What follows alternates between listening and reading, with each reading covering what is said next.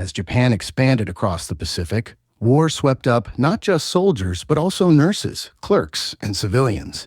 When battles turned, many Japanese women found themselves stranded on distant islands.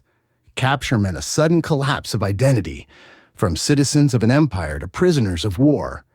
Fear gripped them as they were escorted to makeshift camps under the watch of Allied soldiers. Many did not understand the language or the laws protecting them. Yet, despite uncertainty, they carried a quiet dignity. For some, it was the beginning of a journey into endurance. For others, it was simply survival. The Pacific sun beat down as the gates closed behind them. A new, unknown life had begun. The first night in camp was a blur of exhaustion and disbelief. The women were led into long barracks made of bamboo and tin, filled with thin mats and the smell of damp wood. Silence settled quickly, broken only by soft sobs or whispered prayers. Guards patrolled outside, but most seemed indifferent rather than cruel. The captives clung to small belongings, a hair comb, a letter, a ribbon, as if they were anchors to their past lives. Some tried to comfort others, forming bonds that would grow into sisterhoods. As darkness deepened, a single lantern flickered. For the first time, they slept not as individuals, but as survivors. Days in camp started before sunrise. A loud whistle signaled morning roll call, and the women lined up under the sweltering tropical heat. Breakfast was usually a small bowl of rice or watery porridge. Clean water was rationed carefully. Many reused it for washing or cooking. Hygiene became a daily battle against insects and humidity. Despite hardship, the women tried to maintain order, washing their clothes, combing their hair, and sharing soap when possible. Simple routines became symbols of resistance. Each action whispered, "We are still human." Life in the camp had to continue, one sunrise at a time. Food defined much of camp life. Rations were limited and often spoiled before reaching the women. Rice mixed with weevils, watery soup with little flavor, these became daily meals. Hunger gnawed constantly, and malnutrition weakened many. Some learned to cook with creativity, using leaves and roots found nearby. Others shared recipes from home, as if words could fill empty stomachs. When Red Cross parcels arrived, they were moments of celebration, tiny windows of hope wrapped in paper. A taste of sugar or a can of milk could lift spirits for days. Yet most learned to survive on less, accepting hunger as part of existence. Illness spread quickly in the humid Pacific climate. Mosquitoes carried malaria, while poor sanitation led to dysentery. The camp's medical supplies were scarce, and many women relied on herbal remedies. A few trained nurses took charge, turning small corners into makeshift clinics. They boiled water, dressed wounds, and gave comfort when medicine ran out. Sickness claimed lives quietly, often at night. But even in weakness, kindness endured. Women took turns caring for each other, sharing scarce food with the sick. Their compassion became a lifeline, proof that even in captivity, humanity could still heal. Every day brought assigned tasks, some tedious, others backbreaking. Women were ordered to sweep, cook, carry water, or mend uniforms. The heat was relentless, and rest was rare. Yet work also provided a rhythm to the days, preventing minds from slipping into despair. Some found small pride in doing their duties well. Others used labor as a distraction from fear. The guards occasionally supervised, but as months passed, some developed quiet understanding. A shared nod, a gesture of respect, tiny acts that softened the harshness of captivity. Through work, the women learned the value of endurance. Communication was a constant challenge. Many guards spoke English or local dialects, while the prisoners knew only Japanese. Misunderstandings were frequent and sometimes dangerous. But over time, gestures, sketches, and smiles bridged the gap. Some women began teaching Japanese phrases to curious guards, while others learned simple English words. These exchanges were small but humanizing. A few guards even helped deliver letters or fetch water. Language barriers slowly gave way to quiet cooperation. In a place where silence ruled, every shared word became an act of trust. Faith took many forms in the camp. Some women prayed to Shinto gods, others to Buddha, and a few simply to the idea of peace. They built small altars out of stones and sticks, whispering prayers at dusk.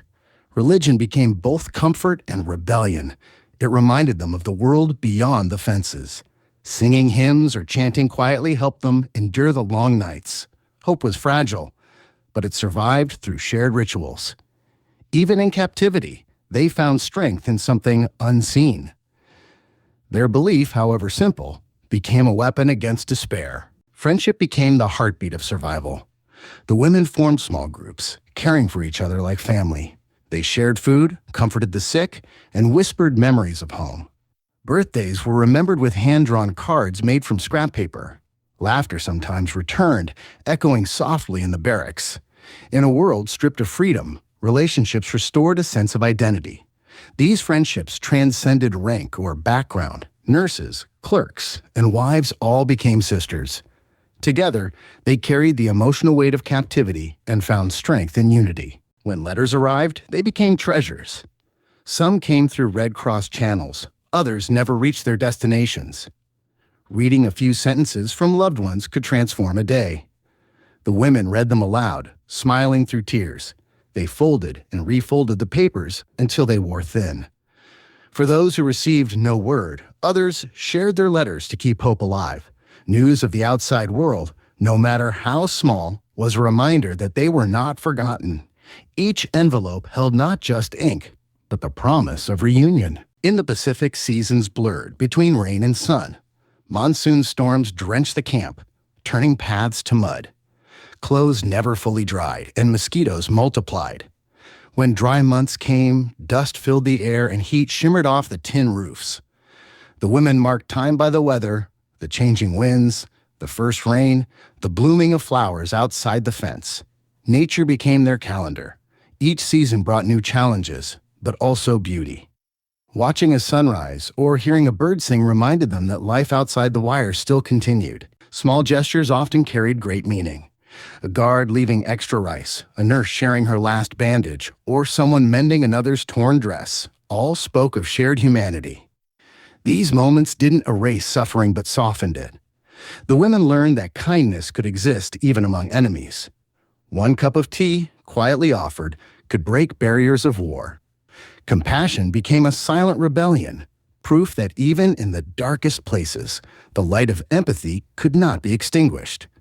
These acts reminded them that dignity could survive even in captivity. Each kind gesture became a thread that stitched broken spirits back together. Rumors of Japan's surrender spread before any official word arrived. The guard seemed restless, and the women sensed change. When confirmation finally came, disbelief filled the camp. Some wept openly, others stared silently at the sky. They had survived years of hunger, disease, and loss. Liberation was not just freedom, it was rebirth. Yet, joy mixed with sorrow for those who didn't live to see the end. As gates opened, they stepped out carrying invisible scars, but also an unbreakable spirit. The world beyond the fences felt both familiar and foreign after so long. Each step into freedom was a promise to remember and to rebuild. Returning home was not the ending they imagined. Many found their towns destroyed and families gone. Society often overlooked their suffering, treating their captivity with silence. Some struggled to adjust, haunted by memories of the camp. Yet, they carried lessons of strength, compassion, and endurance. They rebuilt their lives quietly, teaching, raising children, or working in hospitals. Their experiences became private legacies, shared only among those who truly understood. The war had taken much, but it had not taken their humanity. In time, their stories became whispers of resilience passed to younger generations. Through remembrance, they ensured their endurance would never be forgotten. Today, few remember the Japanese women who endured imprisonment in the Pacific, but their stories remind us that courage is not only on battlefields, it lives in endurance, dignity, and empathy. Their resilience bridged the cruelty of war and the promise of peace. In every smile shared, every friend comforted, and every day survived, they rewrote the meaning of strength. Theirs was not a story of defeat, but of quiet victory. Through memory, they still speak, softly, but powerfully, across the decades, reminding us that even in captivity, the human spirit remains free.